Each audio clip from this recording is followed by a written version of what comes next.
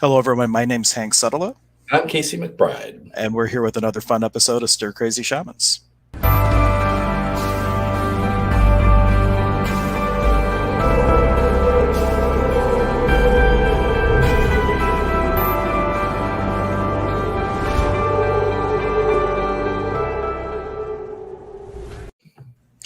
Hello, everyone. We're doing things a little bit different today because we had the awareness that we never stay on topic. So our topic every day is just going to be called the inspiration of the day. And then afterwards, we're going to go back and change it to whatever we actually talked about. So we figured this is going to be way better going forward. So we don't have to judge ourselves about staying on a topic or not.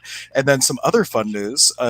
Within a week, we will have all the episodes available as MP3 on a podcast format. So you'll be able to go to your favorite music stores, whether it's iTunes or think Spotify. I don't know them all, but it's going to be out on a whole bunch of different platforms where you can download them and listen to them anytime, any place. So how amazing is that? Yeah, you can listen to Stir Crazy Shamans while you're running around with your phone in your pocket, or doing ceremonies or swimming underwater or whatever you want. Yep. And well, you can even download them. So you could download the MP3. It's going to be great. We're going big time here. I figured I'd like to start out. I wanted to touch on, I was really excited that the local shop, Goddess Elite, was opening back up. I kind of touched on this the other day, but in this learning about Aini, this divine reciprocity, I wanted to kind of do something for my guides because they're always helping me out, work with healing work, they do so much for me. And, they told me when I asked them this, they said, they absolutely don't have to do anything. We want to help you. It's just amazing for you to ask for our help. And I was like, yeah, I know, but I want to get something for you guys. And I asked them what they might want as a little offering I could make. And I decided I'm going to make an altar. So not that one with all the Florida water and stuff on it, but the other little one up here is going to be my spirit guide altar. And I don't know if I've ever heard of anyone making a specific spirit guide altar. I know people make ancestor altars. So I thought that was kind of a cool idea to do the spirit guide altar. Oh, and John, I was just talking about you right before we hopped on. Says, good morning, gentlemen. Good morning. Yeah, John was one of the inspirations for getting this on a podcast format. So I'm working on it now for you, John, and it will be available hopefully next week. So anyway, I got that little altar over there, and they all asked for different little things, and I was excited to be able to go up to Goddess Elite to pick up some of the things I'm hoping they'll have to make little offerings. But then I also decided I want a crystal for each one of my angel guides on there, and they're all very different in the terms of the energy they work with and their personalities. So that was fun. A few of them were just actually two told me specific crystals that they wanted. One was I just want a fiery crystal. And I'm like, okay, I'll find one. And then the other one said that he thought it would be fun for, as I'm going through looking at crystals, he'll point one out that he likes. So that's going to be a fun little adventure today later on. That's very fun. And for those of you just joining us, I just started a watch party on my profile because I'm not streaming there. And if you're watching anywhere other than our YouTube channel or the Stir Crazy Shamans Facebook page, we may not see your comments. So if you do want to make comments, make sure it's on one of the Facebook pages, Stir Crazy Shamans or the YouTube channel. Awesome. But with altars, if whatever connection you want to make, whether it is with religion like Christ or Mother Mary or spirit guides or saints or whatnot, it's just a place to honor. And the whole point of an altar is to alter your state of consciousness. So it's you're doing things that are, they're for the guides to help increase your connection, but it's also the place that you go to help alter your brain waves so that you can have a better interaction with the guides, or not better, but a more rich and dynamic interaction with your guides. Yeah, and to me, it's all just fun. None of that stuff. You don't have to have an altar or make offerings or any of that, really. But to me, it's very fun, and for a lot of people, like Hank says, it helps to put us in that space where we can go deeper in our communication, our connections, and all that. And actually, that's one of the paradoxical things when it comes to whether an altar is needed or not. Because, well, as you'll learn in the shaman program, there is the personality of a deity and there's the power of the deity. The power of the deity, or whatever you're working with, the power of source, doesn't require anything. It doesn't care. It does what it does. But the personality side might require it. So depending on how you're connecting and what level, it may be more needed or required than not. So feel it out. Oh, so this is just a really interesting thing that came up once in a reading. Someone had how to. Okay, yeah. So anyway, I was doing this reading for someone, and they were asking about a certain goddess that had appeared in a meditation that they had done, but wasn't present during the reading.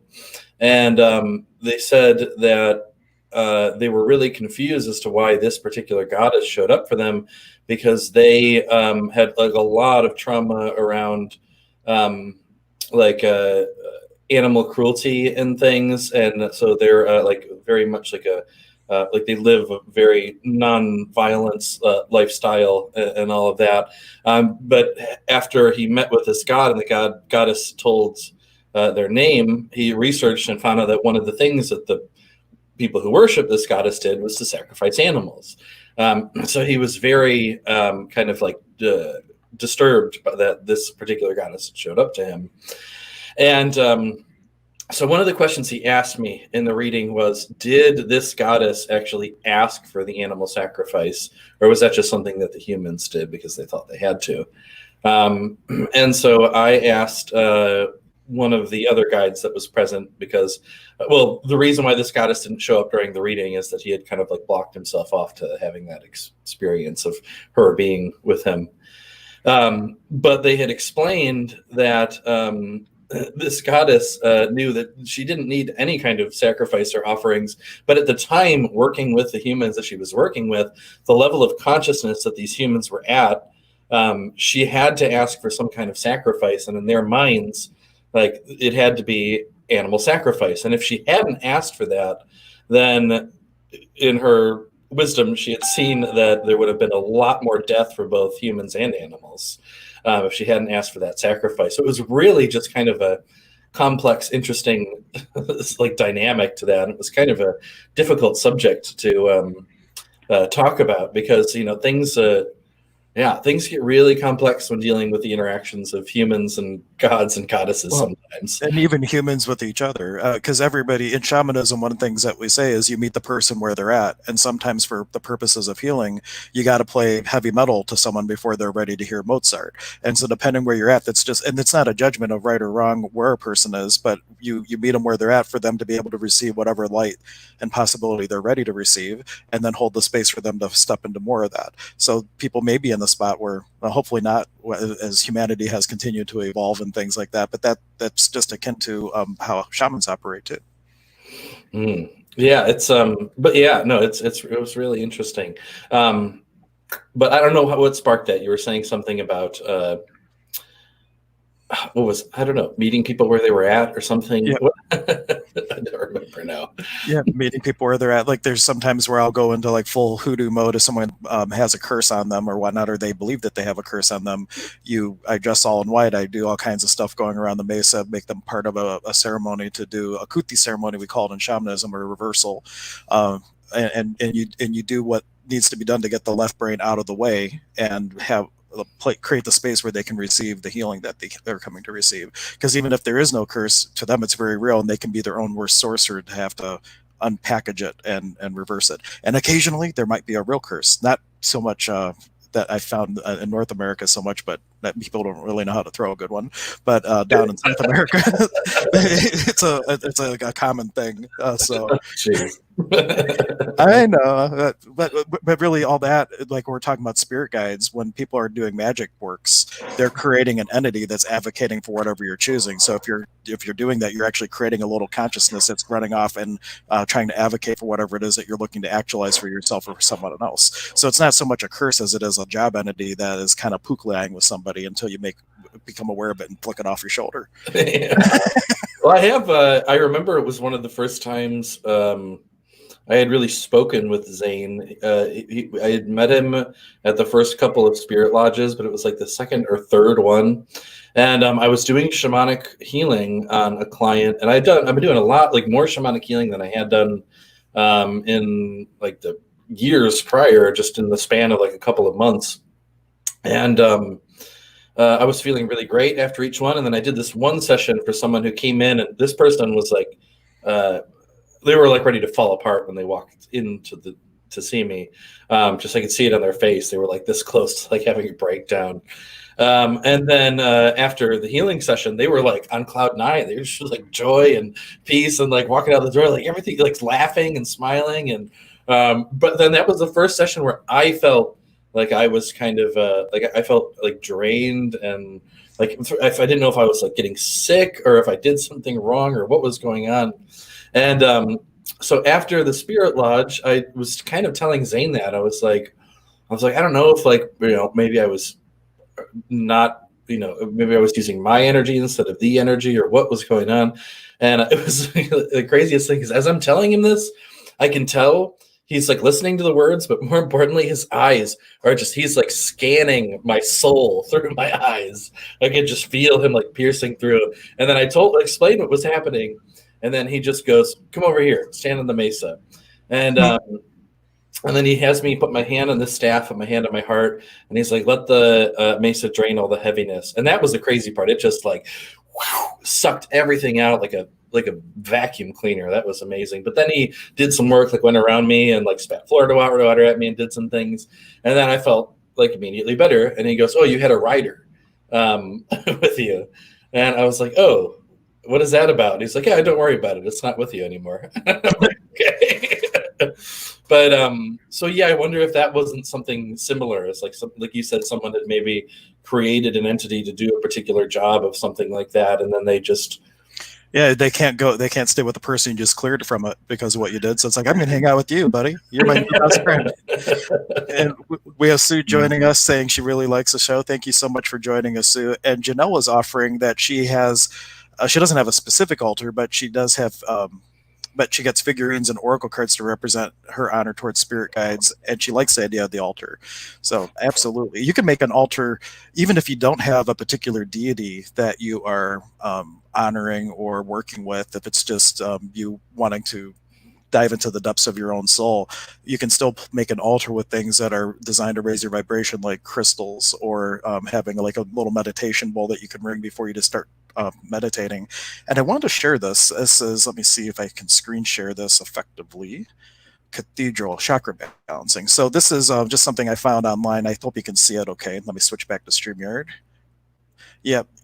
Make it a little bit bigger. But even the way that they design cathedrals, like these are the things that you would find in Europe, the whole design of the structure is kind of based on the flower of life. And as you enter and work towards the altar, which is at the top where, the portal to the upper world would be, where you have the altar of consciousness, just walking through the cathedral from where you would enter up until that point is a whole balancing in and of itself, the way the Masons would build those cathedrals. So just a fun little side point. And if you're interested in that kind of stuff, check out Freddie Silva's work. He has whole books devoted to stuff like that, which is really amazing. And I think it was what was her name?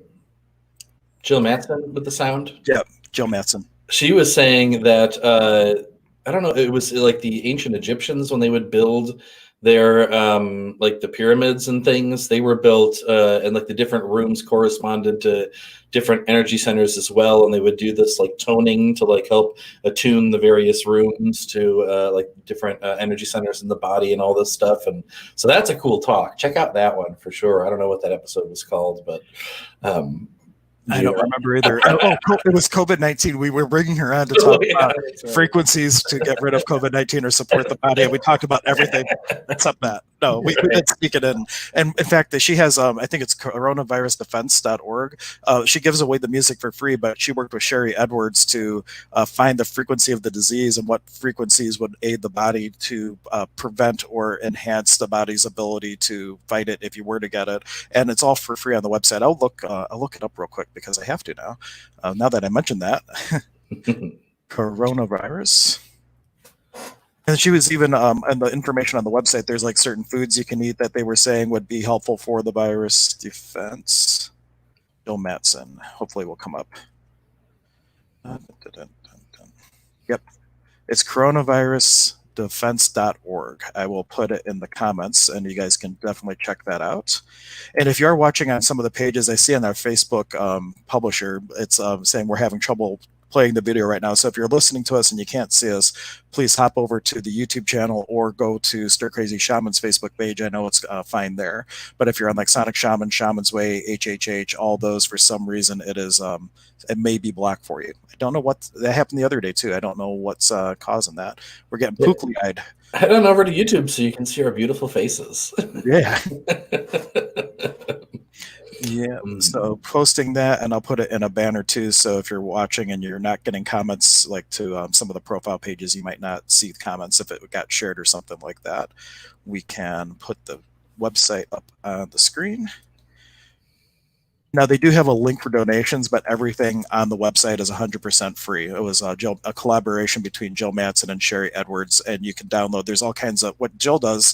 She takes all the frequencies that Sherry Edwards says could be helpful, and she puts it to frequencies that are in the audible range. So, like all the tone of carrots, for example, would be outside the audible range. You don't hear a carrot when you put it up to your ear, or maybe some of you do, but there still is a frequency to it, and so you just keep doubling it or having it until it gets into the audible range. And once you have that, then you can put those to music. So she has all this beautiful music with these frequencies that are all enhancing the body's ability to, fight against different things. And this is just one example of the work. She does it with Bach Flower Remedy. She has 2 CDs on that.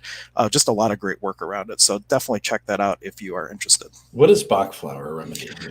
Like homeopathy. It's like very super diluted things. I don't know much about it actually because I don't do it. I'm more of an aromatherapist, but with Bach Flower Remedies, I know it's homeopathy. It's very highly diluted frequencies of flowers.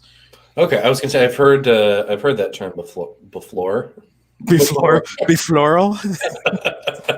I've heard that term, but I had no idea what it meant.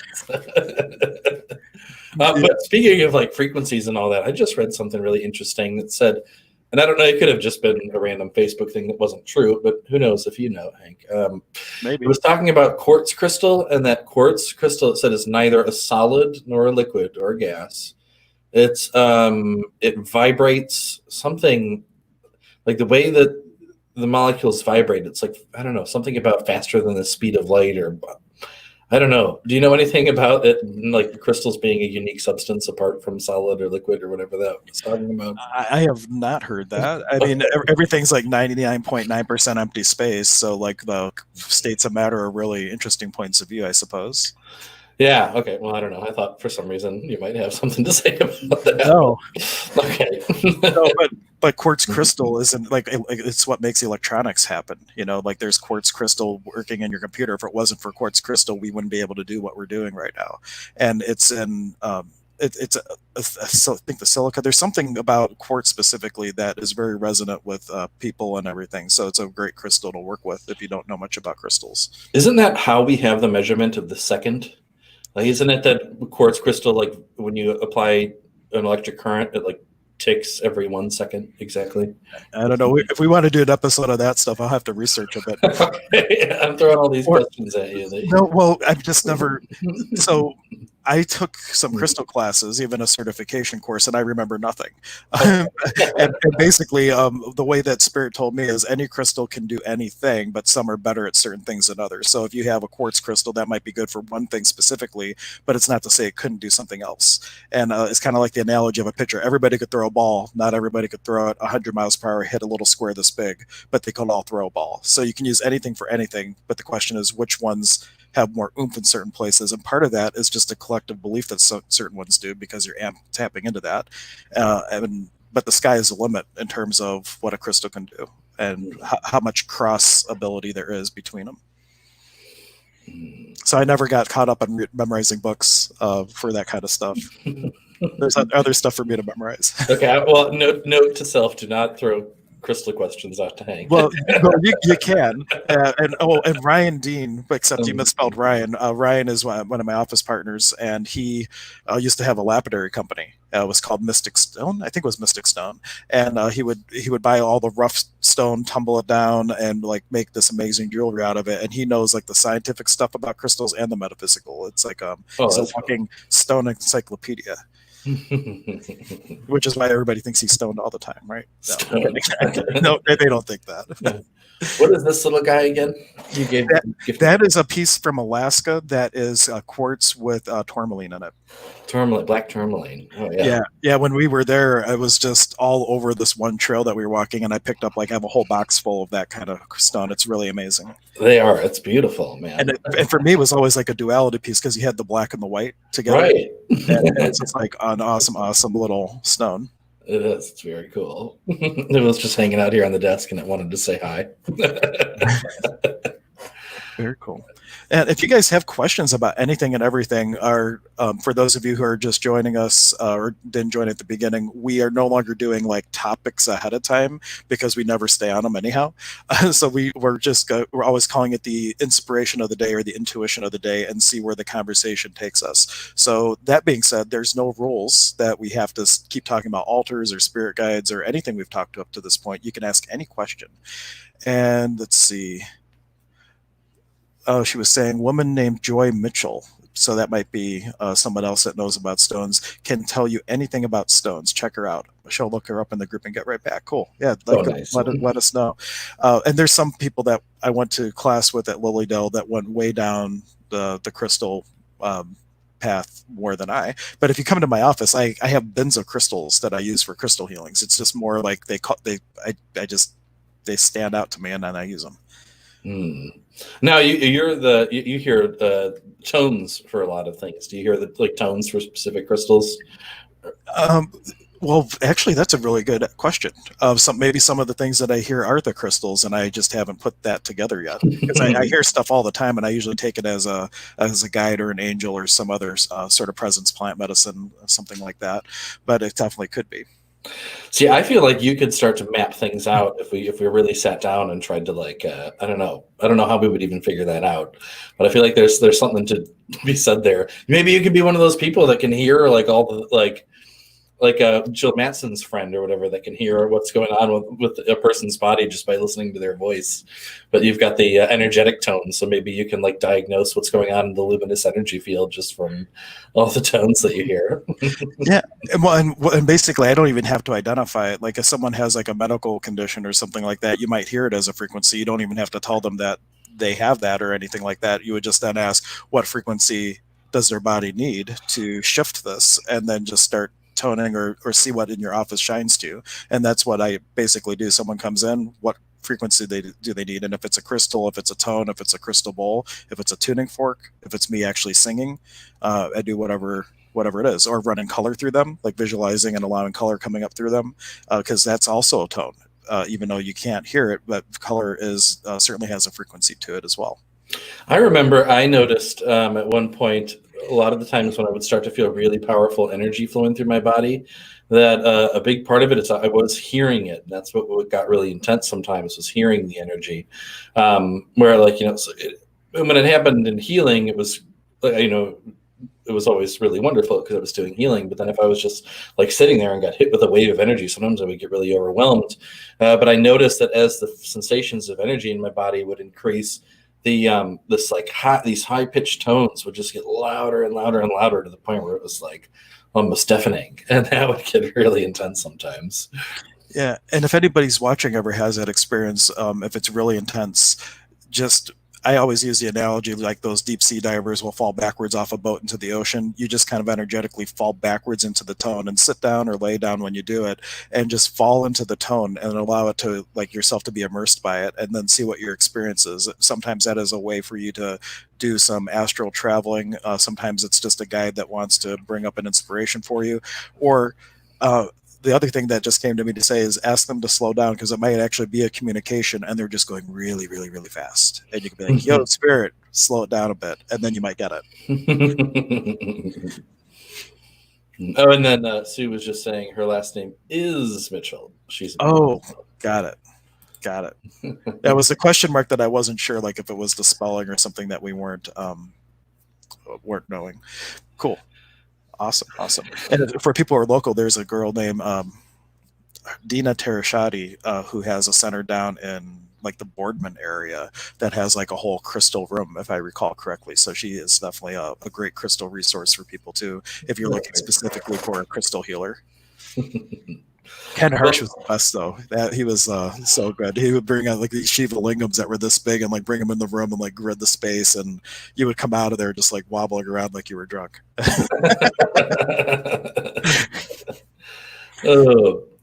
So okay, we left off on this yesterday, and I had to run away because my mommy came.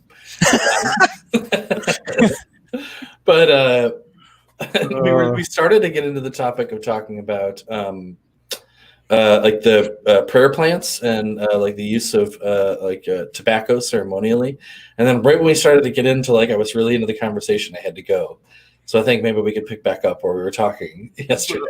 Well, I would have to go watch like where we left off. I remember your mom interrupting. It was ironic because the moment I'm like, tell your mom to take her time, and at that moment the buzzer buzzed. And, and you were like, oh, she's never on time. She's always like 15, 20 minutes late, except for today, she's early. So, no, but I remember we were just talking about, we had talked about how the one woman had journeyed to meet with the spirit of alcohol. Yeah, and the experience she had with that. And then I was just talking with a client of mine who came for shamanic healing. He was saying that he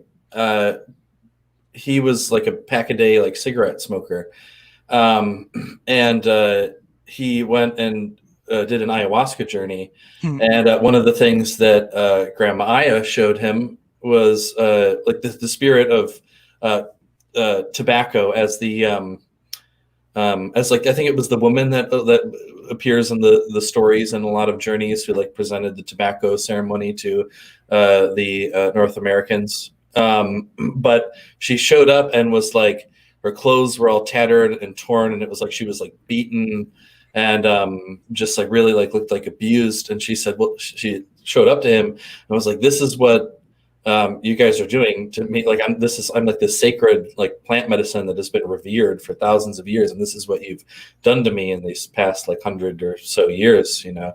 And she said, but I remember it was really powerful the way he explained it, and I'm not going to capture it as well as he had explained it to me.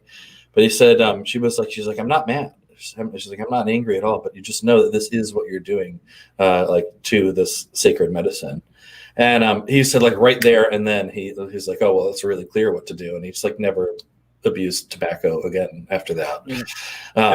And for those of you who are smokers, I know it's one of the hardest addictions to break. On a aromatherapy side note, black pepper oil by inhalation is really good at mitigating nicotine withdrawal symptoms. So if you needed that plus clary sage is really good as an aside. But if you're out smoking, it is a prayer plant that whatever you're focused on, it's like its job is to bring you what your attention is focused on. So like if you're out smoking and thinking about everything that you're stressed about, what is the universe bringing back to you based on how you're using that plant? So if you're going to be smoking anyhow, focus on all the positive, and as you are communing with that plant, like look at it as a communion with the tobacco instead of feeding the addiction, and you maybe can start shifting that physical experience into a spiritual one and using it to help actualize change in your life and all that. Or even ask the tobacco spirit, like, hey, help me not need you.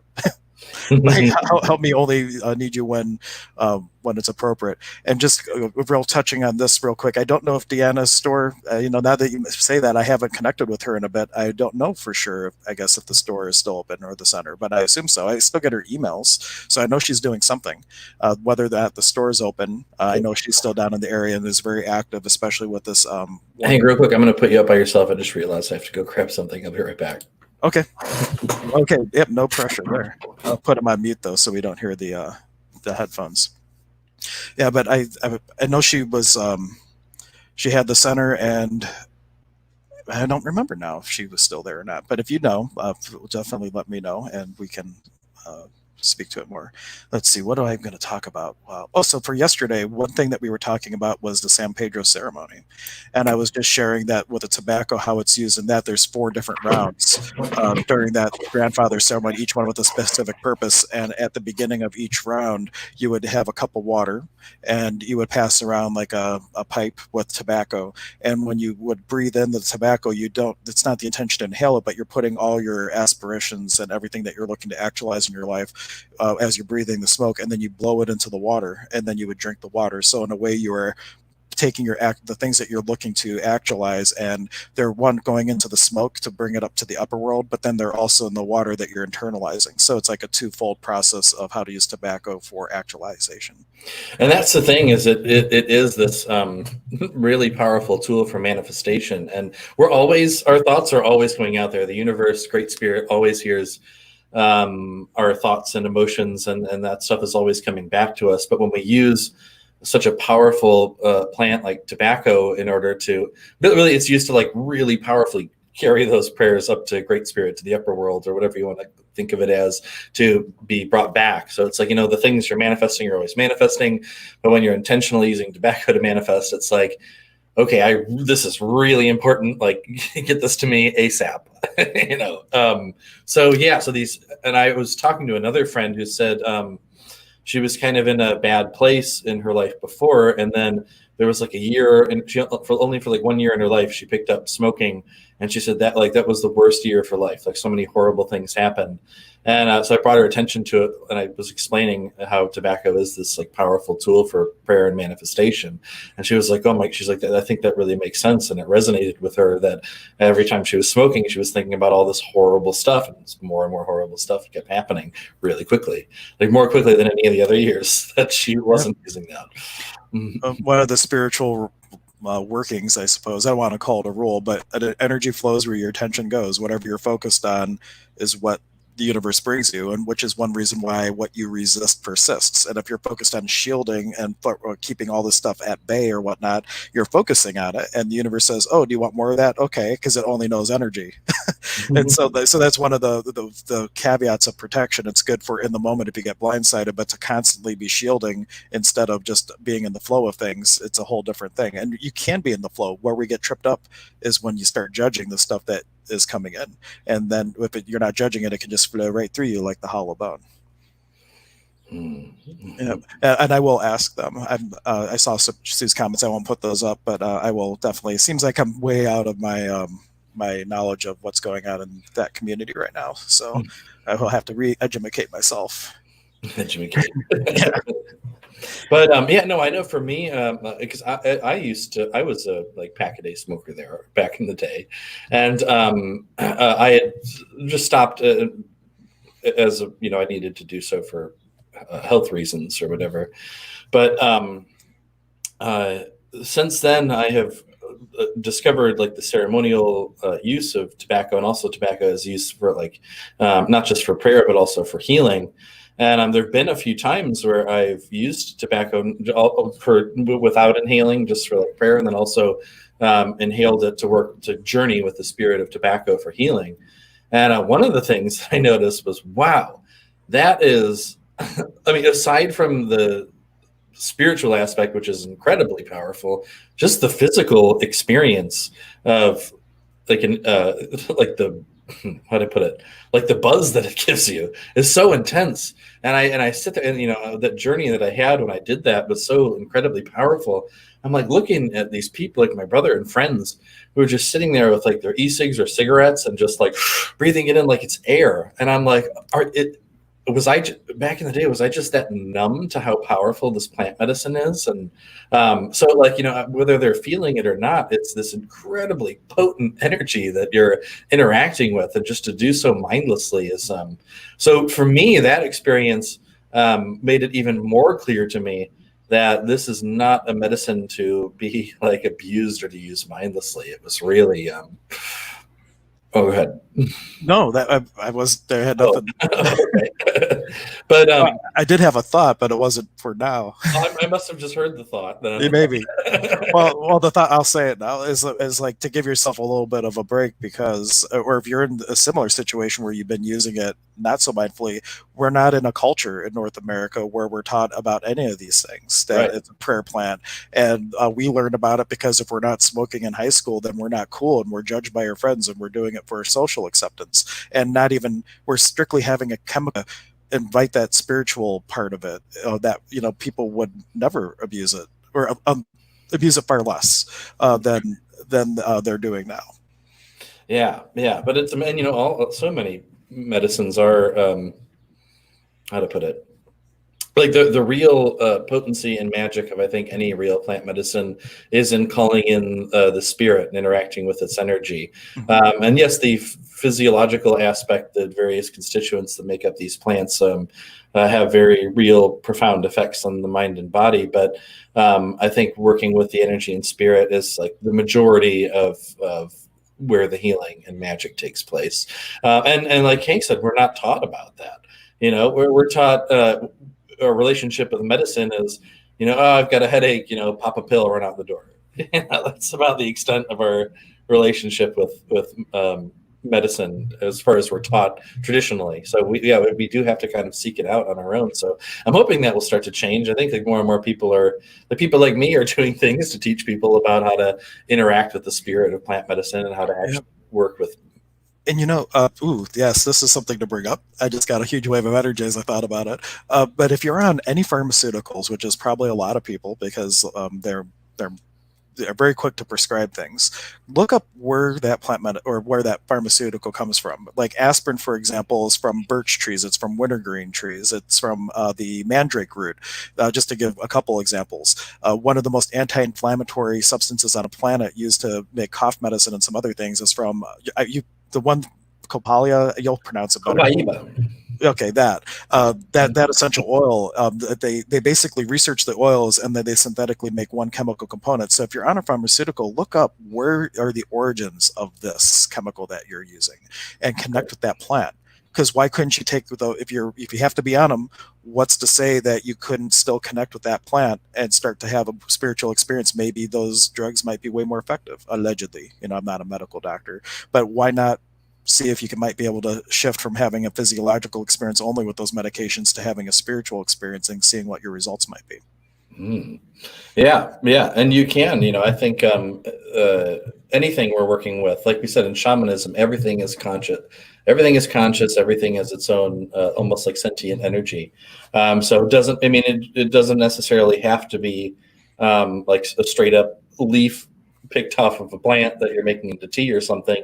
But if you are taking pharmaceuticals, why not, like Hank said, call on the spirit of that plant and work with its energy as well. Got to take some Tylenol, start ringing a little bell saying, hey, spirit of Tylenol, and all the plants that made you. You could really get involved with it and see what the results are. And I see my phone. I've had quite a few people commenting on the watch party. If you're watching this on somewhere where this has been shared, we're not seeing your comments. So if you do want to make a comment, please head over to the Stir Crazy Shaman Facebook page or our YouTube channel, which now has the custom URL, by the way. Thank you, everyone, for helping us get to that 100 subscribers. And we can see your comments there. We'd love to interact. And we're not trying to ignore you, but we just don't see the comments, and I can't keep looking at my phone as things are coming in. So just want to give that quick reminder if you'd like to interact with us. Head on over to the YouTubes. Yeah, it's pretty cool. Uh-oh. Whoopsie. In fact, I was just over there now. Cool. By accident, I clicked the wrong thing.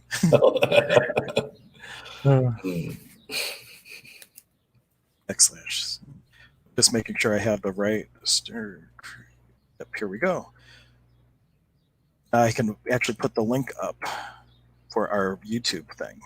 How cool is that? We've been working on this for so long, folks. We really appreciate it. And the really fun thing is that we can now go live from our mobile devices. So our plan is to go on these nature hikes, throw up the iPad on a little stand, go live, do a little ceremony out in nature, walk people through kintus or doing some rattling.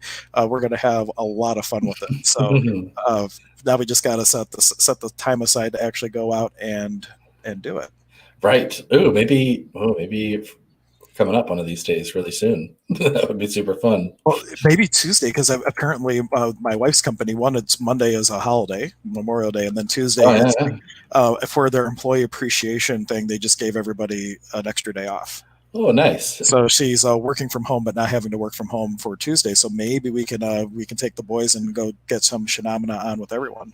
Yeah, that would be awesome. Yeah, but there's the new YouTube channel, so much easier to remember than that big old crazy random letters and things. So youtube.com/c/stir crazy shamans. Love it. We'll take you to YouTube, and we're going to be really good going forward about reading comments and things, because we are now starting to broadcast this. If you weren't here at the beginning, we're broadcasting this. It's going to be uploaded like a day or two later to an audio platform where you can access it on iTunes and Spotify or all those different places. There's going to be a way to do that, and it's going to all be at stircrazyshamans.com. Though the website's not up yet, I'm still in the process of converting everything over from video files to audio files, but it'll take me about a week, I think, to catch up, and then all that will be available on that website where you can download it and just have us as an additional resource if you like. Yeah, like we said, take Stir Crazy Shamans wherever you go.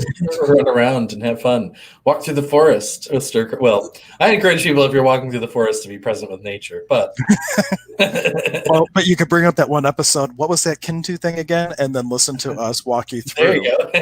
the process of connecting and introducing yourself to the nature spirits of the land, which is that's a cool thing. So when we go through these exercises, download that episode, right? And then you have it, so you don't have to have internet connection. If you're out in the woods and you don't have internet, you could just pull up the MP3 and listen to that part. So how does it get any better than that? Yeah, but we'll probably actually have to go edit those out. We could have like a whole nature ceremony section where it would just be the ceremonies in a playlist, and you can go out and see which one you want to do. Cool. How does it get any better than that? Oh. So anything else with plant medicine? Well, go ahead. Oh, I was going to say, how are we feeling? Is the energy? Unless someone makes a comment, that's what I was just seeing. Is there anything else to be said about any of these things? Because it does feel kind of like a good conclusion point, unless we have a question from somebody. Yeah, if anyone has a question, please ask now. We would love to answer. We love talking to each other, but we want to hear what you guys want to hear about as well. Yeah. And then we will be having, I just have to connect with her. We'll have Melissa from Goddess Elite on sometime in the next week, hopefully, and we'll be talking about just different tools that you can use for all the different things that we talked about, whether it's offerings to spirits, herbs for magic workings, candles, all that kind of stuff. So we will be connecting with her. And then Shauna from Goldmind will be on, I believe, next Thursday, as long as Casey's schedule works out. So we'll be having that as well. So a couple guests lined up. And I'm working on a few others, too, just having trouble getting the dates and times to work up and stuff like that. And when we have them on, we will plan to have a topic depending on what they want to talk about. So right. Cool. But it doesn't look like, well, I know there's a 60-second delay, but it doesn't look like there's any questions. So I think that's a good spot. Any closing thoughts? Yeah, we were in all kinds of places today. One inspiration too. If you're watching on Facebook or the YouTube channel, if you have a suggested title for today, make a comment and let us know what it is, and we'll see if we'll use one of your suggestions or if we'll just rely on me to make it up. I was just going to say, I'm looking to the right here out the window, and the sun just started shining, and it's so important to get out and connect with the natural world. So wherever you are, if you have the chance, I know a lot of us, including myself, sometimes make excuses as to why we don't have time to go out and be with our Pachamama, our Mother Earth. But really take some time. The weather's starting to get beautiful. It's always beautiful to me, but this is what other people call beautiful too, when it starts to get sunny and a little warmer. But go out and connect, spend some time and watch, because Mother Earth is one of our greatest healers and teachers. And just be open to what message, what healing does she have to offer you when you're spending time with her? Yep. And for your next rain day, something that came up for me to share with you, I just recommended the movie to Casey, but on Netflix, there's actually a movie called Pachamama, and it's a cartoon, and it's about the Spanish coming into Peru and messing with the Inca and all kinds of stuff like that. Not 100% historically accurate, but a really good movie with some really good messages. So next time there's a rainstorm and you can't go out into nature, that's on your to-do list to watch that movie on Netflix and just have a little experience with nature from the comfort of your own home. Oh, and the imagery, the animation and everything is so beautiful in that movie too. I highly recommend it. Yeah, it's really fun. Mhm. Cool. Well, this has been great. We thank you, Nike, for joining us. And please don't forget to subscribe. Oh, and I forgot Casey's channel. Let's make sure we plug Casey's Oh channel. yeah, yep. So Casey also has his own channel. It's called Shaman's Way. And I'm just getting the link and I'll post it real quick here. But you want to go ahead and subscribe to that too. What Casey will do, and maybe you can speak to it more, he'll go on and he'll do these Aini spirit guide mediumship readings. And the only way you know when he does it is if you're subscribed to his channel, because that's the only way you get the notice. So you never know where he's going to stream to, what Facebook groups or pages. But we want to speak a little bit about how you do those. Yeah, so normally in like a full session, if someone actually comes and pays for a session, I would describe all of the various spirit guides that I see around them. And I don't communicate with people's like past loved ones typically, but they're more like angels, animal guides, plant guides, elemental beings, star beings. They're beings of sort of a that exist on a higher vibrational plane that are here to help us to heal and grow, and they always have beautiful messages for us. And I'll describe all the various beings that I see around the person or whoever wants to show up for that particular session, and then they get to ask as many questions as we have time for in about a half an hour time span. But what I do when I go live and do these live streams is sort of a condensed mini version of that. I just describe the first being that decides to show up for that person, and then they get to ask one question of that being. And I was calling them free, but that didn't feel light. The energy there was kind of heavy. It was generating some hoocha on both ends. So now they're called Aini spirit guide readings. And I ask that whatever way you kind of feel called, reciprocate, whether if you like really enjoyed the session and you want to learn more from your guides, or you want to ask more and receive more healing, you can book a full session, or I have like a little link for people to leave a tip, or even if people just subscribe to the YouTube channel and share the video, or whatever, or tell your friends, whatever way you feel called to reciprocate. But I do that kind of whenever spirit I get hit with the inspiration to go live. I don't really plan them out. So if you subscribe to the YouTube channel and turn on the notifications, you'll get notified when I go live to do that. Absolutely. And I've even been on with you one time doing like kind of tag team readings. It was a lot of fun. So Yeah, that was hopefully awesome. when he goes live, I can do that. And for anybody who's local, I am working at a Goddess Elite now again every Thursday now that the store is open for readings and healings, mainly healings, but we can call them intuitive facilitations. And my schedule is open in the mornings most days of the week because I still have the kids with homeschooling. So like I have my morning calendar open, and then the afternoons are typically blocked off because I got to make them learn and all that fun stuff. But great. Well, thank you everyone for joining us, and hopefully also subscribe to Shaman's Way so we can get Casey that custom URL, because look at that. That's like this big, long, crazy thing. We definitely want to make it easier for people to find by being able to just have Shaman's Way at the end of that. But yes, everyone, again, we've said it already, but I want to say again, thank you for your energy and your attention. Thank you, thank you, thank you. And Nike and Nike and Nike.